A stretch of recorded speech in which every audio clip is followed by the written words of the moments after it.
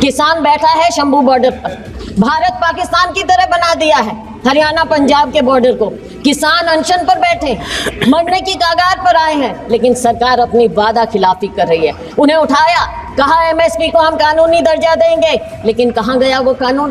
क्या संविधान में आप ये नहीं कहता संविधान? सरकार को संविधान के प्रति अगर कोई रिस्पेक्ट है तो वो कहें कि हमने ये बात कही और उसको हम पूरा करेंगे, लेकिन ये पूरा करने की कोई बात कहीं नजर नहीं आ रही। आप कभी धर्म के नाम पर बांटने की बात करेंगे, कभी आप जाति के नाम पर बांटने की बात करेंगे। देश को जोड़िए, मोहब्बत की दुकान का मजाक मत उड़ाइए। आज जरूरत है उसकी, इस देश में मोहब्बत की जरूरत है। इक्वल अपॉर्चुनिटीज की बात करते हैं, इक्वल अपॉर्चुनिटीज तो सर आपने खत्म कर दी। प्राइवेट सेक्टर को सारा ले आए, कॉन्ट्रैक्ट सिस्टम आप ले आए, प्रमोशन में आपने सबके अधिकार बंद कर दिए, तो क्या इक्वालिटी की आप बात करेंगे sir? Become the order of the day by the ruling disposition to demonize some of our founding fathers. Sir, who can deny the role of Jawaharlal Nehru? Sir, the making of the Constitution began with the establishment of the Constituent Assembly on December 13th, one day before today, 1946. The process of drafting the Constitution was initiated by Jawaharlal Nehru's Objectives Resolution. Please don't forget that, which aimed to declare India as a sovereign republic. Sir, it was Jawaharlal Nehru, it was Dr. Ambedkar, it was Sardar Patel, there were so many of them, more than 300 of them, who contributed towards making of this most sacred document of any free nation.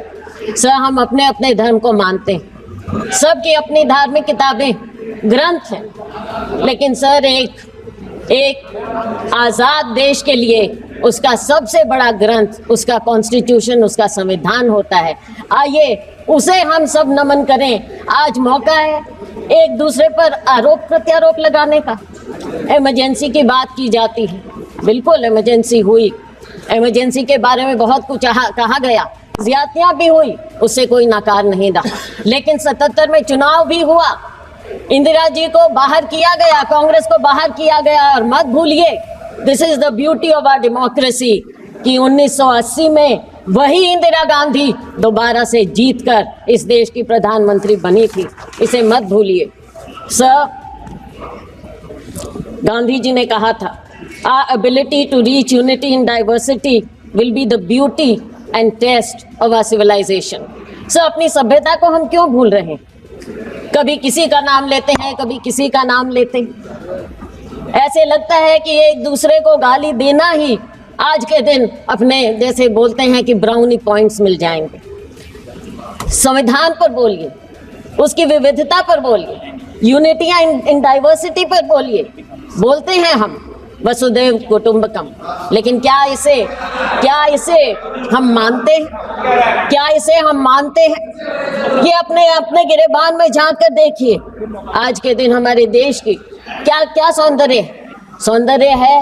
हर धर्म, हर मजहब, हर जाति, लेकिन आप लोग जोड़ने की बात नहीं करते।